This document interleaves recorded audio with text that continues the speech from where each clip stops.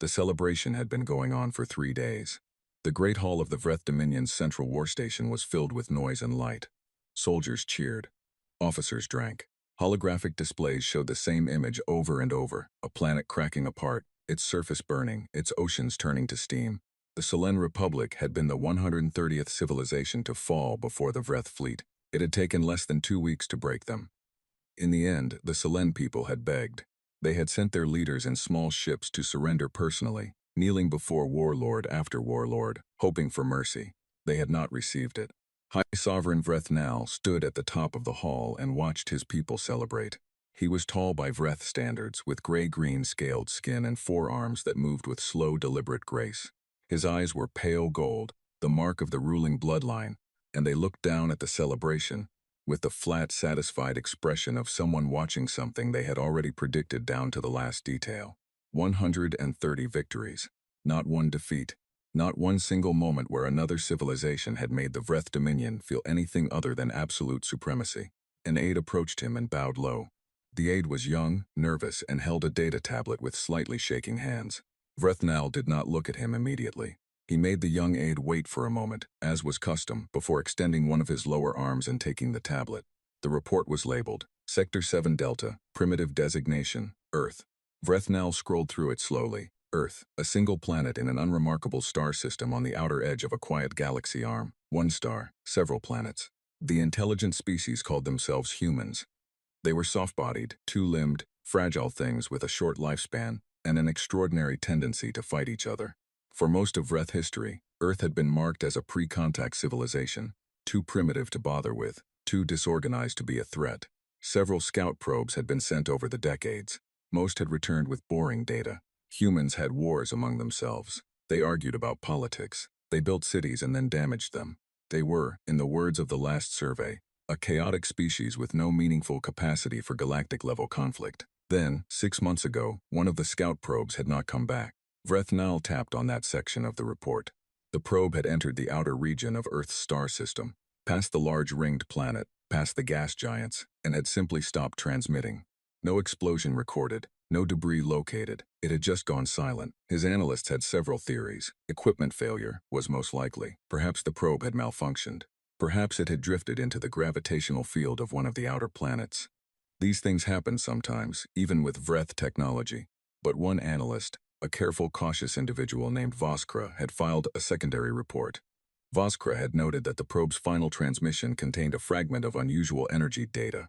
The fragment was small and incomplete, but it matched, in rough terms, the signature of a targeted energy weapon. In other words, something might have shot it down. Vrethnal had read Voskra's report when it first came in. He had not found it interesting. Earth had primitive weapons, kinetic launchers, chemical propellants. Possibly, if the humans had been clever over the last few decades, some basic directed energy tools. None of it was capable of threatening a Vreth scout probe. Voskra was being overly cautious. The probe had malfunctioned. He handed the tablet back to the aide. "Prepare the eternal dominion for departure," Vrethnal said. His voice was calm and low and carried the particular tone of someone who had never in his life needed to raise it. "Send Warlord Zarvok to Earth, one ship." The aide blinked. "One ship, High Sovereign? For a planet with, the report says they have no defensive fleet. That is exactly why one ship is enough," Vrethnal said. He turned away from the celebration below and walked toward the long window that looked out into space. Sending a fleet to Earth would imply that Earth deserves a fleet. It does not. One ship. Zarvok will deliver the standard surrender terms. If they comply, we absorb the planet and its resources. If they do not comply, he will burn their largest population centers until they change their minds. The aide nodded quickly and left. Vrethnal stood at the window for a moment longer. 130 victories. The number sat comfortably in his chest like a warm stone. No civilization in the known galaxy had resisted the Vreth Dominion for longer than a month. Most fell in days. The ones that tried to fight lasted a little longer, but the result was always the same. Earth would be no different. It would be number 131. 42 light-years away, in a small office on the 3rd floor of a building that looked, from the outside, like nothing more than a government records facility. Admiral Cale Park was staring at a data screen and drinking his 4th cup of coffee. The coffee was cold. He had forgotten about it again. Park was in his late 50s, with a lean face and short gray hair that had gone from black to its current color in a span of about 4 years. during which time he had been responsible for the single most stressful project in the history of human civilization. He did not look like a man who commanded the most powerful secret military force Earth had ever built. He looked like someone who worked too many hours and forgot to eat lunch. But his eyes were sharp, and right now those eyes were reading the same intelligence report 3 times. The report had come from a deep space monitoring array, one of 12 that Earth had quietly placed at the outer edges of the solar system over the past 2 decades, disguised as astronomical observation platforms.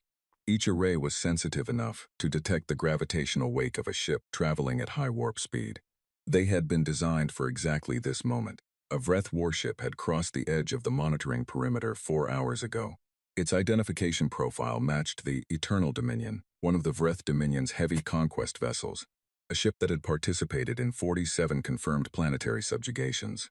Its drive signature indicated it was moving at steady approach speed, not full combat velocity. It was not hiding. It was not rushing, it was strolling. Park set down his cold coffee and pressed a button on his desk. "Get me Ji-yeon and Min-jun. Tell them to be in the briefing room in 20 minutes, and tell them to bring everything." He stood up and walked to the window of his office. Outside, the city moved normally. People went about their mornings. Children went to school. Somewhere a few streets over, someone was playing music too loudly. Life was entirely ordinary. Park looked at the sky. It was a clear day, blue and wide and calm. He could see a faint white streak where a commercial aircraft had passed. He could see a satellite, or what looked like a satellite, catching the morning light as it moved slowly across the upper atmosphere. He knew what that object actually was. It was not a satellite. It was the outermost layer of a weapons platform that had been operational for 11 years, and that the public had never been told about. There were 37 similar objects in various orbits. There was a reason Earth had never responded publicly to the existence of alien civilizations, even after 6 decades of confirmed contact data. There was a reason the deep space monitoring arrays had been built under the classification of long-range weather prediction infrastructure. There was a reason the unified Earth Defense Fleet had trained in the dark side of the moon for the past 18 years, running exercises that never appeared in any public record. Earth had known this day was coming. Earth had been preparing. Park turned away from the window, picked up his jacket, and walked toward the briefing room. 20 minutes later, the three of them sat around a table covered in holographic maps and data streams. Dr. Ji-yeon Cho was already there when Park arrived, and she looked like she had not slept. But her eyes were focused and her expression was steady. She was in her early 40s, with quick hands and the particular kind of calm that came not from the absence of fear but from a lifetime of deciding that fear was not useful. She was the person who had spent 23 years taking apart pieces of alien technology and turning them into something better. General Min-jun Lee arrived 30 seconds after Park. He was a large man with a quiet way of moving that always seemed slightly wrong for his size. He had commanded Earth's orbital fortress network for 9 years. He sat down, folded his hands on the table, and looked at the Admiral without speaking. Park pulled up the ship data on the main holographic display. The Eternal Dominion appeared as a blinking point of light, moving slowly through the outer solar system. "They sent one ship," Park said. Min-jun looked at the display. "One ship. They think that's enough," Ji-yeon said. She did not sound offended. She sounded like she was filing the information away. "By every metric they have available to them, it probably should be," Park said. He zoomed out the display to show the full solar system. "They've absorbed 130 civilizations. Some of those civilizations had actual fleets, standing armies, organized planetary defenses, and none of them stopped a single Vreth conquest vessel." He paused. "They're not wrong to think one ship is enough. From everything they know, it is." "From everything they know," Min-jun repeated quietly, with the faint trace of something that was not quite a smile. Park looked at him. "How long until the fortress network is fully active?" 6 hours, Min-jun said. "Everything was already on standby. We just need to complete the power-up sequence and run final calibrations." Park nodded. He turned to Ji-yeon. "The Xenotech arsenal?" "Ready," she said simply. "Has been ready for 2 years. I just need authorization to move it from storage to active configuration." Park gave it to her with a nod. Ji-yeon pulled up a secondary display and began running through a checklist. Park watched her for a moment. He had seen her work for over 2 decades. He had watched her sit in labs for 16-hour stretches, taking apart pieces of alien equipment that had no documentation and no instruction and no context, and slowly, carefully, figuring out how they worked, and then figuring out how to make them work better. The Vreth Dominion had spent centuries building their military technology. Ji Yeon Cho had spent 23 years reverse engineering it, improving it, and building Earth's own version of it with the kind of stubborn focus that, in Park's view, was the most human thing he had ever witnessed. He looked back at the display. The Eternal Dominion was still moving, still strolling. They'll broadcast a surrender demand when they get close enough, Park said. Standard Vreth protocol. They'll give a deadline. Probably between 8 and 24 hours they'll expect panic, or silence, or negotiation. They won't get any of those things, Minjun said. No, Park agreed. They won't. He looked at the blinking point of light on the display for a moment longer. One ship. The Vreth Dominion had sent one ship, and they had done it the way someone flicks away a small annoyance. Without looking, without caring, already thinking about something else. Park thought about the 60 years of work that had gone into this moment, the hidden factories, the training programs, the ships built in the shadow of the moon, the weapon systems that had never been fired in actual combat. The thousands of people who had worked in silence, under classification, so deep their own families did not know what they did. All of them building toward a moment that most of them quietly hoped would never come, but prepared for as though it absolutely would. He picked up his cold coffee from where he had carried it in, looked at it, and set it down again.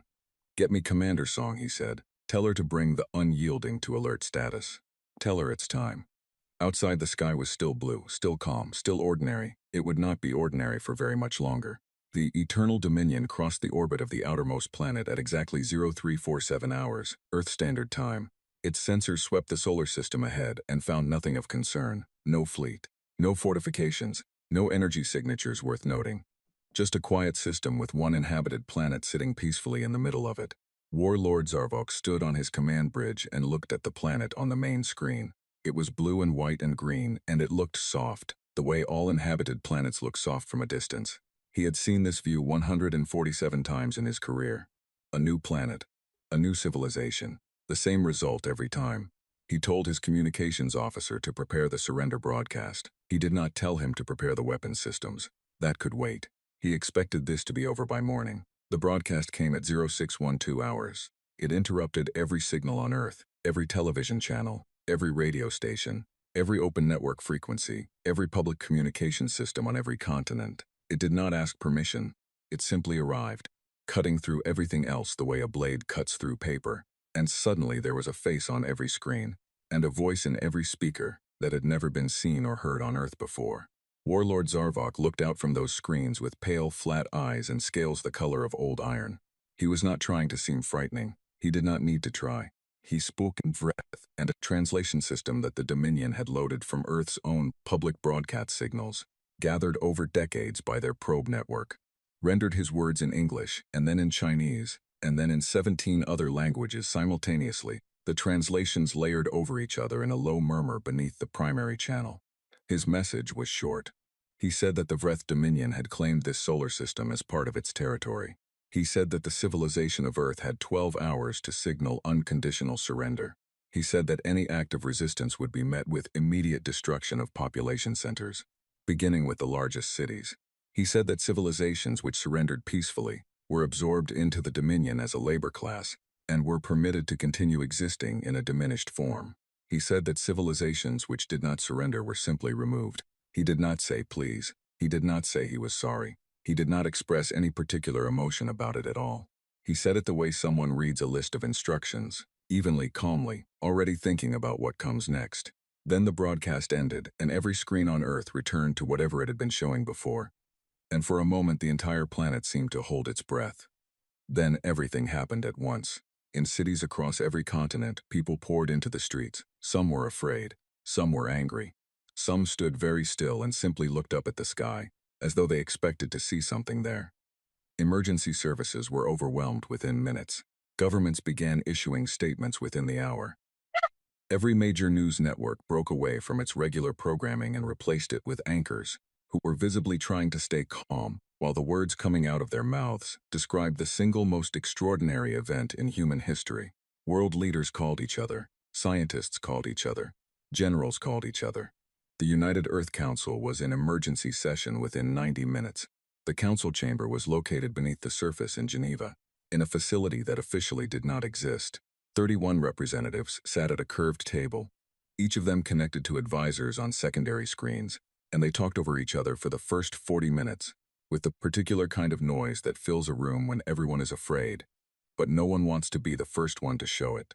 Admiral Cale Park waited. He sat at the far end of the table and waited while the noise went on. He had a folder in front of him. He had not opened it. He did not need to. He knew everything in it by memory. He waited with the patience of someone who had been preparing for this meeting for a long time, and understood that the people around him needed a few minutes to catch up. Eventually, the representative from the North American Council turned to him. "Admiral Park," she said, and the room quieted slightly. "You've seen the broadcast. What is your assessment?" Park looked down the table at 31 faces. "My assessment," he said, "is that they sent one ship." The room was quiet. "One ship," he said again. "Not a fleet. Not a task force. One vessel. They did this because they believe one ship is sufficient to conquer this planet. They believe this because every other civilization they have ever encountered has, at this point in the process, already begun sending surrender signals." He paused. "They are about to discover that we are not every other civilization." Someone toward the middle of the table, the representative from East Asia, a thin man with glasses and a look of deep concentration, said quietly, "Are you telling us we can fight them?" "I am telling you," Park said, "that we have been preparing to fight them for 60 years. I am telling you that the fleet is ready, the fortress network is ready, and the weapons systems are ready. I am telling you that we have reverse-engineered and improved upon their own technology and built defenses that they have never seen and cannot currently predict." He let that sit for a moment. "I am telling you that 12 hours from now, when their deadline expires, we will not be sending a surrender signal. We will be ready." The room was very quiet. The representative from South America said, "And if we lose?" Park looked at her. "Then we lose," he said simply. "But I do not believe we will. And I believe that if we surrender now, we lose everything regardless. Not in battle, but permanently. The Vreth Dominion does not free its labor class. It does not release conquered civilizations. Surrender means permanent subjugation. That is not a risk worth avoiding by giving up." He looked around the table.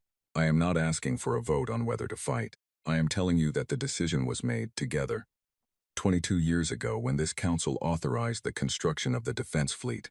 We built it for this reason. Today is that reason." Another long silence. Then the representative from East Asia took off his glasses, cleaned them, put them back on, and said, "What do you need from us?" Park stood up. "Keep the broadcast running. Keep people informed. Tell them we are responding. Tell them we are ready. Do not tell them to hide, because hiding implies we expect to lose, and we do not." He picked up the folder he had not opened. "I need to get back to my command." He walked out of the chamber, and behind him the council began to talk again, but quieter this time, and more purposefully. The way people talk when they have accepted what is coming and are moving past fear into focus. Dr. Ji Yansho was in the deepest level of Facility 7, standing in a chamber the size of a sports stadium, surrounded by equipment that no outside observer had ever seen and no public record had ever described. The Xenotech arsenal was not a single weapon. It was a collection of systems, some of them defensive, some of them offensive, some of them so precisely specialized that they had been built to counter exactly one type of Vreth technology. Ji Yan had spent 23 years building this collection. She had started with fragments. Pieces of probe equipment had been recovered after the scout devices malfunctioned or were discreetly brought down. She had taken those fragments to her lab and spent months on each one, studying the energy principles behind them, tracing the engineering logic, testing and failing and testing again. The first thing she had built from Vreth technology was a shield, a small one, barely large enough to protect a single vehicle, based on the energy deflection field she had found in a probe's collision protection layer. It had taken her 4 years to make it work. It had taken another 3 to scale it up to ship size. It had taken another 6 to improve it to the point where it could absorb impacts that the original Vreth design could not. That was how she worked. She did not just copy what she found. She found it, understood it, and then asked the question, what would make this better? The Vreth Dominion had never asked that question about their own technology. They had conquered enough civilizations on their existing specifications that they had never needed to. Their weapons worked, their shields worked, their ships worked. Why change what worked? Ji Yan had learned that the answer to that question was, because someone else might change it for you, and they might change it in ways that you are not ready for. She moved through the chamber now, checking systems, watching readouts, giving quiet instructions to a team of technicians who had been working alongside her for years. and who moved through the space with the focused efficiency of people who had run this activation sequence in drills more times than they could count. The arsenal hummed to life around her piece by piece. Energy cells charged, targeting arrays aligned, communication links to the fleet and the fortress network confirmed. Each confirmation light that came on in the chamber was another 60-year-old promise being kept. Her comm channel opened. Admiral Park's voice came through. Geon. Status. Full operational in 4 hours, she said. Ahead of schedule. Good, Park said. Zarvok's deadline is in 6. Then we'll be ready with 2 hours to spare. How's the disintegration array? Geon paused for a moment. The disintegration array was the last thing she had built. The project that had taken the longest and cost the most, and that she had debated the ethics of more than anything else in her career. It was not a weapon she was proud of. Exactly. It was a weapon she had built because she understood that there might come a moment when nothing else was enough. It's ready, she said. I hope we don't need it. So do I, Park said. The channel closed. General Min Jun Lee stood on the command deck of Orbital Fortress Station 1 and watched his network come online. The stations were not beautiful things. They were functional and gray and heavily armored, built for purpose rather than appearance. They had been disguised for years as communication relay platforms, and they did genuinely relay communications, which made the disguise easier to maintain. But beneath the relay equipment, beneath the signal towers and the antenna arrays, each station was a weapons platform capable of delivering concentrated energy fire, launching guided kinetic projectiles, deploying drone swarms, and projecting localized interference fields that could disrupt incoming targeting systems. 24 of them, placed in a network across Earth's orbital space that created interlocking fields of fire, meaning that any vessel approaching Earth would be caught within the range of multiple stations simultaneously, and could not position itself to engage only one. The Vreth Dominion had no intelligence on these stations. They had been built quietly, maintained quietly, operated under cover for over a decade. Minjun watched the power readouts climb across his display. Station by station, the network came fully online. Green confirmations, all systems operational. He turned to the officer beside him. Get me a channel to the Unyielding. The channel opened, and Commander Hyun Song's voice came through. She was 38, composed and steady, and she had commanded the ESV Unyielding for 3 years. She had run more simulated battle scenarios against Vreth ship profiles than any other commander in the fleet. She knew the Eternal Dominions, specifications the way she knew her own ship. General, she said. Commander Song, your status. Ready, she said simply. The fleet? 17 other ships, all confirmed operational. All holding position behind the moon as planned. A brief pause. We've been watching the Eternal Dominions approach. It's moving slowly. No combat configuration yet. They haven't even powered their weapons to full charge. Minjun smiled slightly. Confident. Extremely, Song said. I've read their engagement history. Every planet they've approached since the 80th conquest, the civilization surrendered before the deadline expired. They haven't fought a serious battle in a long time. Another pause. That's going to work against them. Yes, Minjun said. It is. The 12 hours passed. No surrender signal came from Earth.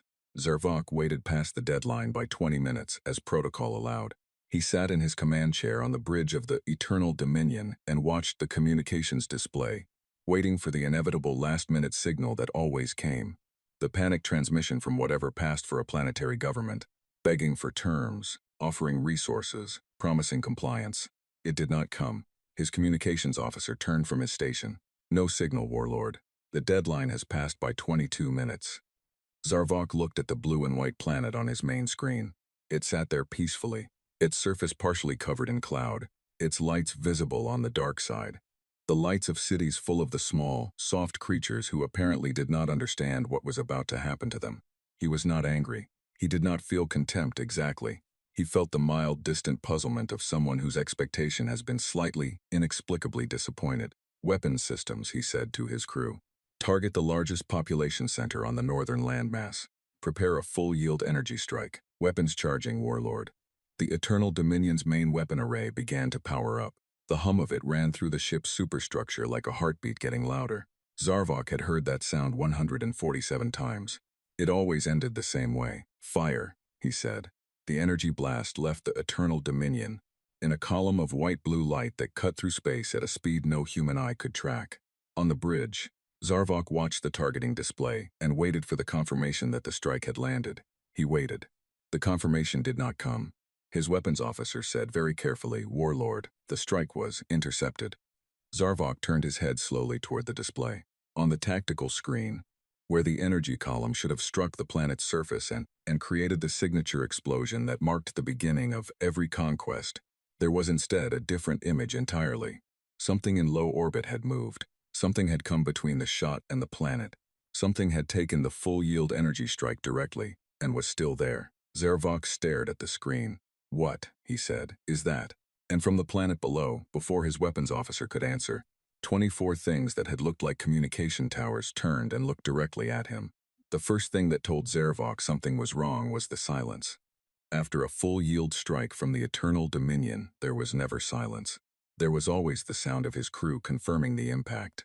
There was always the image on the tactical screen of a city going dark, a surface crack beginning, the pressure wave spreading outward from the strike point. There was always the next step, the second strike, or the communication from the planet's leadership offering surrender, or both. There was none of that now. There was only the tactical screen showing that the energy column had hit something, and that something had held. Zarvok was on his feet before he realized he had stood.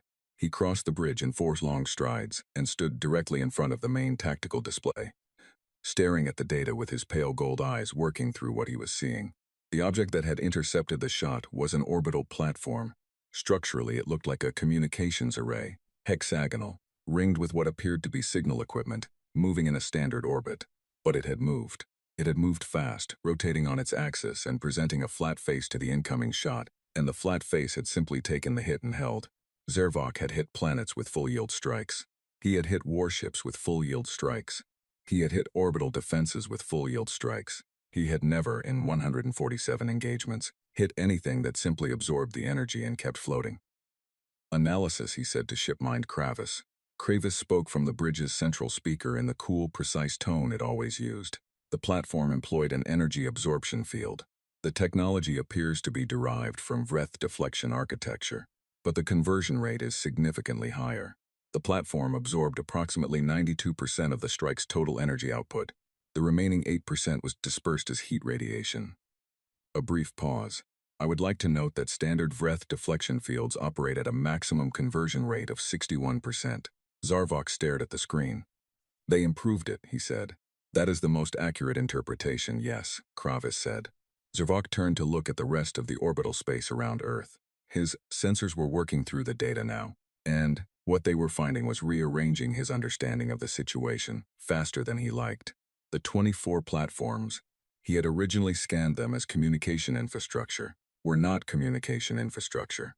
They were weapon stations. He could see them rotating into firing position now, all 24 of them, their angles shifting in a coordinated pattern that indicated a shared targeting network. "How long have those been there?" he said. "Based on the construction material density and the settling patterns in their orbital paths, I estimate 8 to 12 years, Kravis said.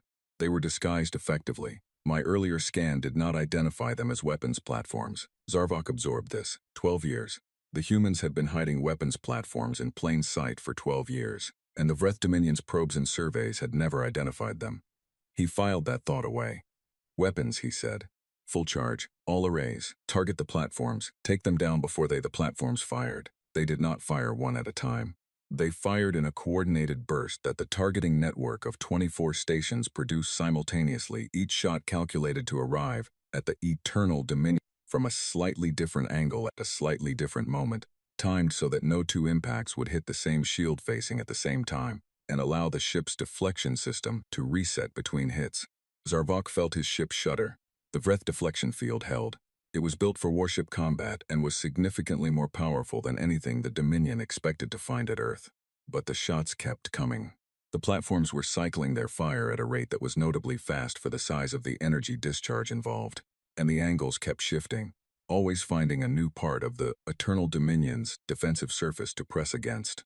"Deflection field at 87%, his weapons officer said. "Return fire," Zarvok said. "All arrays. Concentrate on the closest platforms first." The Eternal Dominion opened up with everything it had. The warship was massive, nearly 4 kilometers long, armed with 16 primary energy arrays and 48 secondary batteries, and it produced a volume of fire that had, in previous engagements, reduced orbital installations to scattered metal in under 2 minutes. The platforms took the hits. Their shields absorbed some shots. Others got through and left visible scorch marks on the station hulls. 2 of the 24 stations went dark, their shield systems overwhelmed, their equipment destroyed. Zarvok watched those 2 go down with a small surge of satisfaction. Then 22 continued firing, and 2 replacement platforms, he had not seen them on his earlier scan, emerged from behind the planet's upper atmosphere and took their positions. There are more of them, his sensor officer said, with a note in his voice that Zarvok did not like. How many more? I am still completing the count, the sensor officer said. But there are significantly more. Zarvok walked back to his command chair and sat down carefully. He brought up the tactical display on his personal screen and looked at what his sensors were now revealing as they continued their expanded scan. The platforms were 1 layer. Behind the platforms, in slightly higher orbits, there were smaller defensive objects, mines, he realized, disguised as space debris, positioned in clusters that would funnel an approaching vessel into kill zones. And in the upper atmosphere itself, moving below the platform network, there were what appeared to be surface-launched defense drones deploying in large numbers, rising in spiral formations that were designed to create overlapping engagement envelopes. It was a layered defensive network. Each layer was designed to work with the others. Strip away the platforms and you ran into the mine clusters. Push through the mines and you entered the drone zones. And all of it was firing at him with weapons that outperformed what they should, based on everything the Dominion knew about human technology, be capable of. Kravis, he said quietly. Warlord, these weapon systems, what is their technology base? A pause. This pause was slightly longer than Kravis's usual response time, which meant the ship mind was working through something complicated. The energy signatures across multiple systems indicate Vreth technological foundations. The targeting architecture appears derived from Vreth sensor design. The shield technology, as previously noted, is an improvement on Vreth deflection fields. The projectile weapons show characteristics consistent with Vreth kinetic array technology. Another pause. However, in every case, the human implementations show modifications and improvements that do not match Vreth standard specifications. They have taken our technology and changed it. Zarvok was quiet for a moment. He thought about the probe that had gone missing 6 months ago. He thought about the analyst who had filed the secondary report suggesting the probe might have been shot down. He thought about how he had dismissed that report, and how High Sovereign Vrethnal had dismissed it, and how everyone in the Dominion had looked at Earth and seen a primitive civilization with no meaningful capacity for galactic-level conflict. He thought about 60 years of scout probes sent to this system. Some of them had come back. Some had not. The ones that had not come back, he had a feeling he now knew what had happened to them. Deflection field at 74%, his weapons officer said. The platforms continued firing. The drones were rising now into weapons range, and they were small and fast and numerous. Hundreds of them in a cloud formation, each one individually manageable but collectively a nightmare for a targeting system that was designed to handle large threats, not small fast swarms. Target the drones, Zarvok said. Secondary batteries, wide dispersal. His secondary batteries opened up and they were good at what they did. The dispersal fire tore through the drone cloud and destroyed dozens of them in the first exchange. But for every drone destroyed, 2 more launched from the surface. They came up continuously, replacing their losses faster than the Eternal Dominion could eliminate them. And the platforms never stopped firing. Zarvok had fought battles before. He had fought battles against civilizations that had actual military fleets. He had fought battles against planets that had planetary shields and orbital cannons and surface-to-space missile systems. He had always won those battles, and he had won them because the Vreth Dominion's technology was the best in the known galaxy, and because his opponents were always, in the end, improvising, throwing whatever they had at the problem and hoping it was enough. These humans were not improvising. They had a plan, a specific, layered, interlocking plan that had clearly been designed to fight exactly this kind of ship. Every layer of their defense connected to every other layer. The platforms covered the angles the drones could not reach. The drones filled the gaps in the platform's firing arcs. The mine clusters guided the Eternal Dominion away from the positions that would have given it the best firing angles. It was not the desperate response of a civilization scrambling to defend itself. It was a trap, a 60-year trap. Deflection field at 68%, his weapons officer said, and there was something different in the officer's voice now. The steadiness that Vreth officers maintained in combat was beginning to carry a thin note of something that was not steadiness. Zarvok opened a channel to his engineering deck. I need the deflection field reinforced. Pull power from secondary life support and non-essential systems. Yes, Warlord, the engineer said, reinforcing. But Warlord, the pattern of incoming fire is targeting our reinforcement zones. Every time we strengthen a section of the field, the fire concentrates on an adjacent section. They are tracking our reinforcement patterns. Zarvok stared at his screen. They were reading his ship's defensive responses and targeting accordingly. Kravis, he said. I see it, the ship mind said. They have detailed knowledge of our deflection field mechanics. They know how the system prioritizes reinforcement. They are exploiting the reinforcement cycle. They had the probe data. Of course they did. Every probe the Dominion had ever sent to this system, the ones that came back and the ones that did not, had carried standard Vreth technology, standard shielding, standard drive systems, standard sensors. If a human scientist had access to those probes, had spent years studying how Vreth technology worked at its core, had understood the reinforcement cycle of a Vreth deflection field, they had turned his own technology into a map of his weaknesses. Zarvok pushed the thought aside. The Eternal Dominion was still a warship. It was still far larger and more powerful than anything it was currently fighting. 68% deflection capacity was not a crisis. He had fought battles at 20% and still won. Push forward, he said. Move toward the planet, get inside the platform network, close quarters, use our size advantage. His helmsman began the maneuver. The Eternal Dominion moved forward, its drives pushing against the engagement envelope, trying to get beneath the angle of the platform's fire. Zarvok watched the screen and planned his next move. What he did not see, what his sensors had not yet detected, because they were positioned on the far side of the moon and running their drives at minimum power output, specifically to stay below sensor threshold, were 18 ships. They were waiting. They had been waiting for hours. They were waiting for him to move forward. In the command center on Earth, Admiral Park watched the tactical display as the Eternal Dominion began its push. He had been standing at this display for 4 hours, watching the defensive layers work, tracking the ship's responses, noting every adjustment Zarvok made, and how long it took him to make it. He turned to Minjun, who stood beside him. He's moving in. As predicted, Minjun said. Commander Song, Park said that it's time to come around. Minjun opened the channel. Commander Song, the Admiral gives the order. Bring the fleet around the moon. There was a brief pause, and then Song's voice came through, calm and clear. Understood. Fleet is moving. Park looked at the display. The Eternal Dominion was still firing, still pushing forward, still, in some deep-set part of its warlord's thinking, believing that it was in a difficult battle that it would eventually win, because it had always eventually won. Park thought about the 60 years of work behind this moment. He thought about everyone who had built this and trained for this and waited for this. He thought about the 130 civilizations that had not had 60 years to prepare. He watched the display and waited for Commander Song's fleet to appear on his sensors. They appeared 30 seconds later. 18 ships coming around the edge of the moon in a clean formation, drives at full power. Every weapon system charged and targeted, emerging into open space like a fist unclenching. Zarvok's sensor officer would be screaming right now.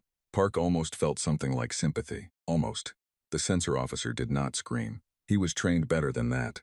But the way he said the words, clipped and tight and stripped of the professional steadiness that Vreth officers spent years perfecting, told Zarvok everything he needed to know before he even looked at the display.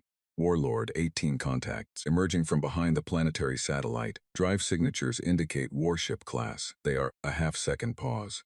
They are moving to intercept. Zarvok looked at his display. 18 ships. They were not large ships by Vreth standards. Each one was roughly 1/5 the size of the Eternal Dominion.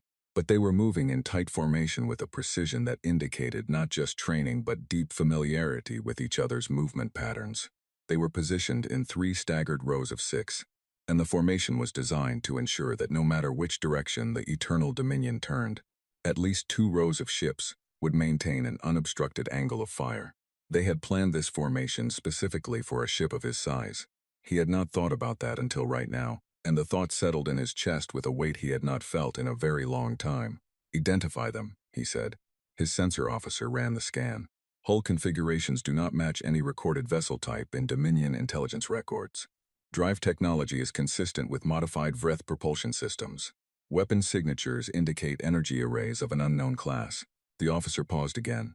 They have not appeared in any of our probe data. They were built in secret then. built somewhere the probes never found. He thought about the dark side of the moon, a convenient hiding place that he had never thought to scan specifically, because the moon was barren and uninhabited, and not worth the sensor time. The fleet opened fire. It hit the Eternal Dominion from 18 different points almost simultaneously. The shots were coordinated in the same layered, cycling pattern as the orbital platforms, each hit arriving at a slightly different angle, on a slightly different section of his deflection field, never giving the system time to fully reset. The platforms were still firing from behind him. The drones were still swarming his secondary batteries. And now 18 warships were adding their fire to the pattern from the front. The Eternal Dominion shuddered hard enough that Zarvok grabbed the arm of his command chair. Deflection field at 51%, his weapons officer said, and the steadiness in his voice was gone entirely now. Multiple arrays taking heavy fire. Sections 4 and 7 reporting localized field collapse. Hull integrity holding. Zarvok pulled up his tactical overview and made himself look at it clearly. He was surrounded. The platforms behind him. The fleet ahead of him. The drone clouds filling the intermediate space. The mine clusters limiting his maneuvering options. He was a large, powerful ship with extraordinary firepower, and he was in the middle of a carefully constructed cage that had been built. He understood this now, completely and without room for comfortable denial, specifically to hold exactly the kind of ship he commanded. He thought about the 130 civilizations that had come before. He thought about how simple those conquests had been. He thought about the planets that had surrendered before the deadline. He thought about the ones that had fought back with their own ships, usually a handful of small, poorly coordinated vessels that his weapons crews had dispatched with the professional ease of people performing a routine task. He thought about how the Vreth Dominion had looked at Earth and seen the same thing they had always seen. A primitive world, a soft target, a number to add to the list. He thought about how 60 years of preparation looked, from the outside, exactly like a primitive world doing nothing. Return fire, he said. All primary arrays. Focus on the lead ship. The Eternal Dominion's remaining primary arrays swung toward the approaching fleet and fired. The volume of fire was still enormous. Even with sections 4 and 7 degraded, the warship's primary armament was a weapons system that had reduced orbital defenses to vapor in previous battles. The energy columns hit the lead ship's shield and the ship lurched sideways, taking damage. Zarvok watched the readout and saw that he had hurt it, had collapsed its shield on one facing and done real structural damage to the hull. But the lead ship did not stop. It absorbed the hit, corrected its trajectory, and kept coming. On the bridge of the ESV Unyielding, Commander Ha-Yun Song gripped the edge of her command console and did not sit down. The hit had been hard. 3 decks on the port side had decompressed. 2 of her secondary battery stations were offline. Her shield readout showed a sharp dip on the port facing that her engineers were already working to compensate. Her damage control officer was reporting casualties. 3 crew members injured, none critical. Hold formation, she said to her helmsman. Continue approach vector. Commander, the port shield is at 32%, her weapons officer said. I know, she said. Keep moving. She had run this engagement in simulation over 300 times. Not specifically this engagement. She had not known when or exactly how the Vreth would come, but engagements of this type against a ship of this class and this size. She knew the Eternal Dominion's weapon cycling time. She knew that it took the primary arrays 47 seconds to run a full recharge cycle after a maximum output burst. She knew that 47 seconds was enough time for her to close the gap between her current position and the position she needed. All ships maintain your firing pattern, she said on the fleet channel. Don't let them reset their field. Keep the cycle going. 15 of the 17 other ships confirmed. 2 were repositioning after taking significant hits in the first exchange. They would be back in firing position within a minute. Song watched the range counter on her display. The Eternal Dominion was large enough that even at this distance she could see it on the direct optical feed, a massive shape against the stars, still firing, still fighting. Vreth ships did not break easily. She had known that from the data. The crew of that ship were soldiers, and they would not stop until they had to. She respected that, in the way that one soldier sometimes respects an enemy's commitment even in the middle of trying to stop them. Range to primary target, she said. 800 kilometers in closing, her navigation officer said. Prepare the flank strike package, she said. The flank strike package was something she had developed specifically from the study of Vreth deflection field architecture. A simultaneous multi-angle burst from multiple ships that hit a single target from angles that the field's reinforcement algorithm was mathematically incapable of simultaneously defending. It required precise positioning and precise timing. It required every ship in the strike group to be exactly where it needed to be at exactly the right moment. She had practiced it 312 times. All ships in strike group confirm positions, she said. 6 ships confirmed their positions were perfect. Fire, she said. 6 ships fired simultaneously at 6 different angles on the Eternal Dominion's hull, each shot hitting a point that the deflection field's reinforcement system could not cover without leaving a different point open. The combined effect was immediate and visible. Sections of the hull on the warship's right side went dark as the field collapsed under the impact cascade. Metal vaporized. Something structural failed. One of the Eternal Dominion's aft primary arrays went silent. Song watched the readout. Again, she said. Same pattern. Rotate 30 degrees. The strike group fired again. Zarvok felt the second hit before his instruments reported it. The Eternal Dominion shook with a violence that was different from the sustained battering of the previous exchange. This was not accumulated fire wearing down his defenses. This was a precision strike that had found the geometry of his deflection field and folded it. He had never experienced that before. He had never experienced a situation in which an enemy force clearly understood his defensive architecture well enough to attack it geometrically. Deflection field at 33%, his weapons officer said, his voice stripped of everything now. Primary arrays 2, 5, and 8 are offline. Hull breach confirmed in sections 14 through 18. We have explosive decompression on decks 7, 8, and 9. Zarvok sat very still in his chair and looked at his tactical display. His situation was clear. He was at 33% defensive capacity. He had lost 3 primary arrays. He was taking fire from multiple directions simultaneously with no room to maneuver that would change the engagement geometry. The 18 human ships were closing to short range at which his size advantage became less relevant, because at close range the smaller ships could fire into hull sections that were not fully covered by the weakening deflection field. He needed to withdraw, or he needed reinforcements.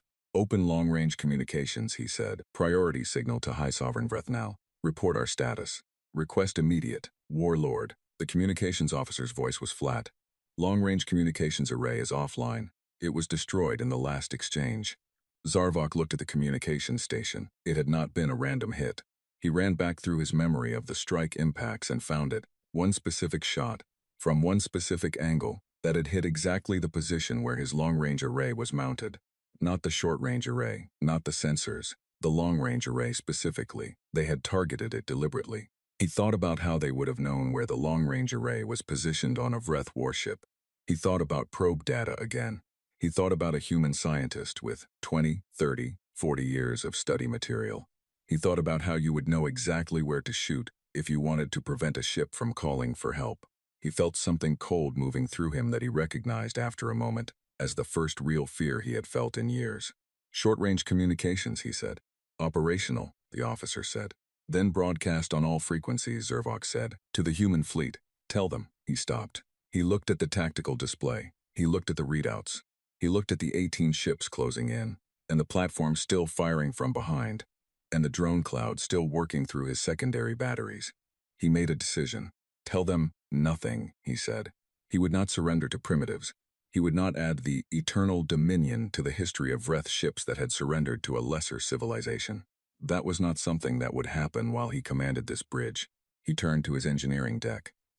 Initiate self-destruct sequence, he said. Orderlization Zarvok, Warlord, Primary Command.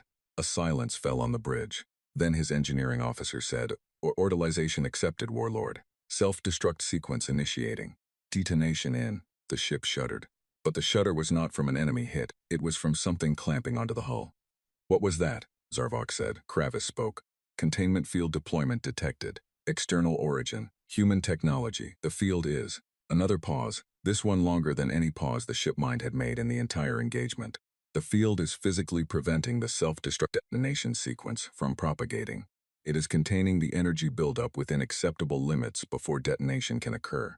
Zarvok stared at the bridge ceiling. They had a containment field, designed to prevent self-destruct detonations, which meant they had anticipated that he would try to self-destruct rather than surrender, which meant they had planned for that too. In Facility 7, Ji Yan Cho watched the containment field read out and let out a slow breath. The containment array was her most recent project, barely 2 years old. based on energy capture technology that had taken her longer to develop than almost anything else she had built. The principle was simple. If you could build an absorbing field strong enough, you could catch an explosion before it had space to expand. In practice, it had been enormously difficult to achieve, and she had never been entirely sure it would work at full scale until this moment. It was working. She opened her comm channel to Park. Containment is holding. The Eternal Dominion is locked. Park's voice came back, quiet and steady. Good work, Ji-yeon. She looked at the readouts showing the state of the Vreth ship. 33% deflection capacity. Multiple hull breaches. Primary weapons severely degraded. No long-range communications. Trapped in a containment field that would prevent it from detonating. She thought about what was on that ship technology data. Records of 130 conquered civilizations. Navigation charts. Intelligence on Vreth Dominion military infrastructure. She thought about how much information had just been delivered into humanity's hands. She thought about the 130 civilizations that had not had 60 years to prepare. Her expression was not triumphant. It was something quieter and more serious than triumph. It was the expression of someone who understands that winning a battle is not the same as winning a war, and that what comes next matters as much as what just happened. She turned back to her equipment and began preparing the next phase. Outside, in orbit, the Eternal Dominion sat locked and helpless in a field of human energy, surrounded by ships that should not have existed, defeated by technology that the Vreth Dominion had never imagined could be turned against them. Zarvok sat in his command chair in the silence of a bridge that had stopped receiving good news an hour ago, and for the first time in his career, he had nothing left to do. Admiral Kale Park opened the channel himself. He did not have a translator relay it. He spoke in Vreth, the Vreth language that Dr. Ji-yeon Cho had compiled from 60 years of intercepted Dominion communications, the language that had been part of Park's private study for the last 12 years. Learned in the early mornings before the rest of his staff arrived, practiced in the evenings, spoken to himself during long walks in the corridors of the command facility, until he could form the sounds with something close to natural ease. He spoke it now over the short-range channel directly to the Eternal Dominion. Warlord Zarvok, he said. I am Admiral Kale Park, commander of Earth's Unified Defense Fleet. Your ship is contained. Your weapons are offline. Your self-destruct is suppressed. You have no remaining offensive or defensive capacity. I am offering you the opportunity to surrender, to order your crew to stand down, and to be taken aboard one of our vessels as a prisoner of war. You and your crew will be treated according to our laws. You will not be harmed. He waited. The channel was open. He could hear the background sounds of the Eternal Dominion's bridge, the low hum of systems, the quiet voices of officers speaking to each other, the occasional tone of an alert. Then Zarvok's voice came through. The Vreth language had a particular quality when spoken by someone under stress. The consonants got harder, the spacing between words got tighter. Zarvok's voice had both of those qualities. You are a primitive species, Zarvok said. You live on one planet. You have existed in this galaxy for a fraction of the time that the Vreth Dominion has ruled it. You do not offer terms to a warlord of the Dominion. You do not. I am not offering terms, Park said. I am offering mercy. There is a difference. Terms are negotiated, mercy is given. You are not in a position to negotiate. He paused. I will not make this offer again. Another silence. Then Zarvok said very quietly, the Dominion will send a fleet. It will take them time to understand what happened here. When they do, they will come in force, and what you have done today will not matter. Perhaps, Park said. But today you are here, and they are not. Today, this is your decision. I suggest you make it carefully. The silence stretched for 30 seconds, then a minute. Then Zarvok said, the Vreth Dominion does not surrender to primitives. Park closed his eyes for one moment, not out of frustration, out of something more like quiet sadness. The kind a soldier feels when a battle does not have to end the way it ends, but ends that way regardless. He opened his eyes. Understood, he said, and closed the channel. He turned to Minjun, who stood beside him at the tactical display. Tell Ji-yeon to arm the array, Doctor. Ji-yeon Cho had built the disintegration array over a period of 7 years. She had not wanted to build it. She had argued against it in the early planning sessions, when the question of Earth's final defensive option had first come up. She had said that the scale of the weapon was disproportionate, that the energy requirements were enormous, that it was the kind of weapon that should not exist unless it absolutely had to. Admiral Park had listened to her argument carefully. Then he had said, you're right that it should not exist unless it has to, which is why I want you to build it, so that if it has to exist, it exists and works, rather than not existing and leaving us without a final option. She had built it. The principle was an extension of the containment field technology, the same understanding of how energy fields interacted with matter, taken to its extreme conclusion. A containment field captured energy before it could expand. A disintegration array did the opposite. It introduced a cascade of precisely tuned energy frequencies into the molecular bonds of a target, disrupting those bonds at a fundamental level, converting matter into dispersed particles that could not be reassembled. It did not blow things up. It did not burn them or vaporize them. It took them apart at the atomic level and scattered the components so thoroughly that nothing coherent remained. Ji-Yan had tested it on small objects in her lab. She had tested it on a rock the size of her fist, and after the test she had looked at the space where the rock had been, and there had been nothing there, not even dust, because even the dust had been dispersed beyond the boundaries of what her instruments could detect. She had sat quietly for a while after that test. Then she had written up the results and filed them and continued working, because that was what she did. She stood at the array control station now and received the authorization code from Admiral Park. The code was correct. The system confirmed it. She began the activation sequence. The array was not a single weapon. It was distributed. Components placed in 12 of the orbital platforms, linked by a coordinated firing system that Ji-Yan had designed to ensure that the energy cascade reached every part of the target simultaneously.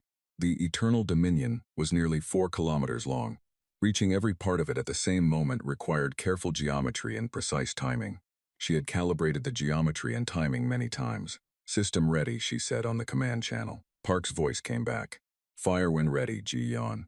She looked at the display showing the Eternal Dominion locked in the containment field. She thought about the crew on that ship, the soldiers who had not chosen to come to Earth, who had been sent here by a high sovereign, who treated civilizations as objects to be collected. She thought about the 130 civilizations that had been collected.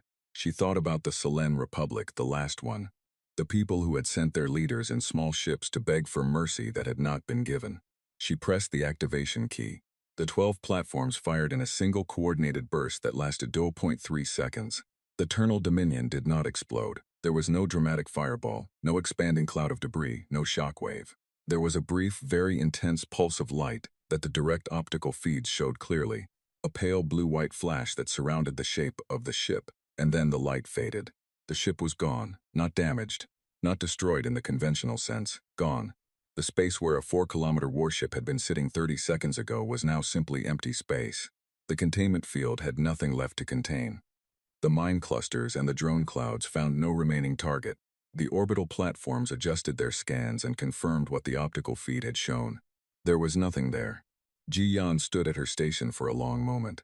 Then she said into the command channel, "Target eliminated, no residual matter detected." She heard Park's quiet response, "Thank you, Ji-Yan." She turned off her station display and sat down in her chair and did not say anything else for a while. The search took 3 days. Not because they expected to find the ship, they did not, but because a complete battle record required a confirmed absence of debris. Earth sent collection drones through the entire engagement volume, scanning at every frequency available, checking for any scrap of material large enough to identify as part of the Eternal Dominion. They found weapon discharge residue. They found particles from the platforms that had been destroyed in the early battle. They found traces of the drones. They found nothing from the Vreth ship, not a hull plate, not a power cell, not a structural component or a data core or a fragment of equipment, nothing. On the 4th day after the battle, Admiral Park sat in his office, with the final search report in front of him and a cup of coffee that was, for once, still warm. He read through the report carefully. The language was technical and precise and stripped of emotion the way official reports always were, and the conclusion was stated in a single sentence at the end. No recoverable material from the target vessel was identified within the search volume. He closed the report. He thought about what to do next. The answer had been in the planning documents for 20 years. He pulled up the prepared message file, reviewed it once, changed 3 words, and then sat for a while longer. The message needed to reach the Vreth Dominion. The Eternal Dominion had destroyed its long-range communications array before it was defeated, or rather, before Ji-Yan's targeting had destroyed it for them. So the ship itself could not be used to relay anything. But Earth had other options. The deep space monitoring arrays were designed for transmission as well as detection. 12 arrays, positioned at the outer edges of the solar system, each one capable of broadcasting on Vreth communication frequencies. The message would reach Vreth space in approximately 48 hours. Park finalized the message and sent it to the broadcast station. Then he opened another document, one that was not addressed to the Vreth Dominion. The message to the Vreth Dominion was short. It was recorded in Warlord Zarvok's own language, in Park's careful Vreth, and it was also translated into 11 other galactic languages that Earth's communication analysts had compiled from 60 years of intercepted signals. Languages spoken by civilizations that the Vreth Dominion had conquered or threatened or was currently watching. The message said, "The warship Eternal Dominion entered Earth's solar system 97 hours ago and broadcast a demand for this planet's surrender. Earth did not surrender. A battle occurred. Earth's search teams have completed a thorough survey of the engagement volume. No wreckage from the Eternal Dominion was found. No debris, no material. The Eternal Dominion and its crew no longer exist in any form that can be recovered." It paused there and then continued. The Vreth Dominion believed that one ship was sufficient to conquer this world. They held this belief because they have defeated every civilization they have encountered without serious resistance. Earth has spent 60 years preparing to be the exception. We were aware of your technology. We studied it. We improved upon it. We built our defenses in silence and waited. Another pause. We have detailed technical data on Vreth warship design. We have combat performance data from this engagement. We have mapping data on Vreth communication frequencies. We have, from the containment period, some access to the Eternal Dominion's data architecture before it was eliminated, and we have been working through that data. And then, at the end, Earth is not a primitive world. Earth was never a primitive world. We chose to appear that way. We will defend this planet against any force you choose to send. We will continue to improve. We will continue to prepare. You may choose to come again, with more ships, with larger forces. That is your decision. But understand this clearly, the outcome will not change. It will only cost you more. The message ended. Park sent it. Then he turned to the other document, the one addressed not to the Vreth Dominion, but to the other civilizations, the ones whose languages Earth had learned, the ones whose long-range communication frequencies Earth's analysts had tracked over decades, the ones that had been absorbed or threatened or were living under the shadow of an empire that had never lost a battle. Until now, that message was different. It was shorter. It was not a warning and it was not a threat. It was 3 sentences. The Vreth Dominion is not unbeatable. Earth defeated them today with technology built from 60 years of preparation and study. If your civilization survived, you have time. Use it. He sent that message too. In the throne room of the Vreth Dominion Central War Station, High Sovereign Vreth Nal sat alone. He had received Kravis's final distress signal 16 hours before Earth's message arrived. The signal was fragmented and incomplete. A last-second transmission that had managed to punch through before the ship's communications array went offline. It contained battle data, partial sensor readings, a record of system failures. The data ended abruptly, mid-transmission, and there had been nothing after it. 46 hours of silence, and then Earth's message. He had read it himself, without his advisors present. He had told them to leave. He had sat in his throne room and read the message, and then remained sitting for a long time after he finished. 130 victories. He thought about what the message meant. He thought about the scout probe 6 months ago, the one the analyst Voskra had suggested might have been shot down.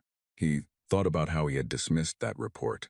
He thought about how the Dominion had looked at Earth for 60 years and seen nothing worth serious attention, and how Earth had used those 60 years to become something that should have been taken very seriously indeed.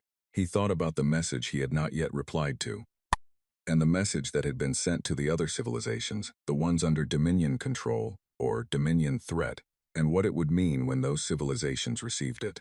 He thought about the fact that Earth had said they had data from the Eternal Dominion's architecture, the navigation charts alone, the routes, the coordinates, the locations of Dominion military installations and fleet staging points, represented an intelligence breach of a scale that the Dominion had never experienced.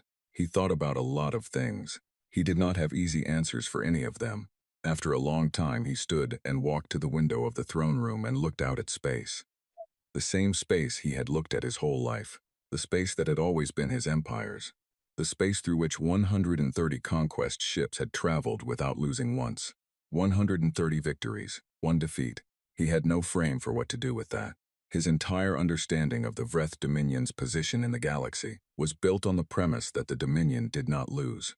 The civilizations that submitted did so because they believed the Dominion could not be stopped. The civilizations that had briefly resisted had been destroyed quickly enough that the resistance never became a story other civilizations could point to. The Dominion's power was partly military, but it was equally built on the certainty, the unbroken, unquestioned certainty, that fighting back was pointless. Earth had broken that certainty. One planet, one battle, one ship sent as an insult, not even wreckage. He stood at the window for a very long time. On the deck of the ESV Unyielding in low orbit above a blue and white planet, Commander Ha Yun Song stood at the observation port and looked at the stars. The battle was over. Her ship was under repair, the port sections being sealed, the damaged batteries being replaced, the injured crew being cared for in the medical bay. Around her, the fleet was in similar condition. Every ship had taken damage. 2 ships had taken severe damage and were being assisted back to the lunar base. 3 crew members across the entire fleet had died. She had read their names twice. She would read them again tonight, and again tomorrow, and carry them the way she carried the names of everyone she had been responsible for, who had not made it through. She thought about the Vreth crew. She thought about Zervok, who had been offered mercy and had refused it, and what that said about him and about the empire that had made him. She did not feel triumphant about what had happened to them. She felt something more complicated, the weight of a serious thing done in a necessary moment, the kind of weight that did not lift quickly and probably should not. She thought about the 130 civilizations. She thought about the message Admiral Park had sent to them. You have time, use it. She hoped they heard it. She hoped some of them were still capable of hearing it, that enough of them had survived in some form, even under Dominion rule, to find the signal and understand it. She hoped that somewhere, in some system she had never heard of, a scientist was sitting in a lab with a piece of technology that did not belong to their civilization, and taking it apart carefully, and asking the right questions. The stars were very bright from up here, clear and distant, and impossibly numerous, each one a sun, most of them with worlds circling them. Some of those worlds with people on them who were going about their days not knowing that the quiet empire that had ruled their corner of the galaxy for a long time had just encountered something it had never encountered before. A wall. A wall that had been built with patience and stubbornness, and the particular human insistence on preparing for the worst possible outcome, and then refusing to accept it, even when it arrived at the door. Song stood at the observation port for a while longer.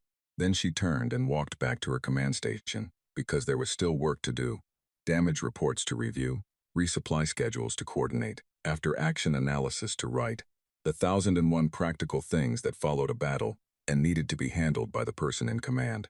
She sat down in her chair and pulled up her display. Outside the observation port, the stars continued to burn. Earth was still there, still standing, still, after everything, still standing. And somewhere in the distances between the stars, a message was traveling at the speed of light through the dark, carrying 3 sentences to civilizations that had been told, for a very long time, that there was no point in hoping. You have time, use it.